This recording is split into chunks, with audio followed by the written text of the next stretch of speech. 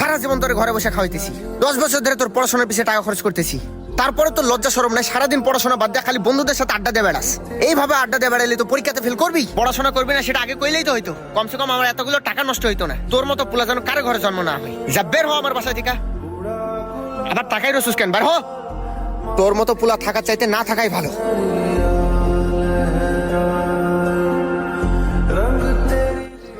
কিরে তুই বলে পরীক্ষায় ফেল করছস? তোরে দিয়ে চাইতে ভালো কি বার হইব? পড়ালেখা তো আর তোর দ্বারা হইব না। তুই থাক, তোর সাথে চলে আমার নিজেরও মানিজ্যটা খোয়াইতে চাই না।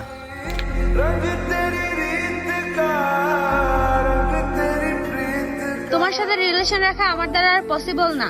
এই রেজাল্ট নিয়ে তুমি ফিউচারে কি করবা? যার ফিউচার ভালো না তার সাথে আমি রিলেশন রাখতে পারবো না।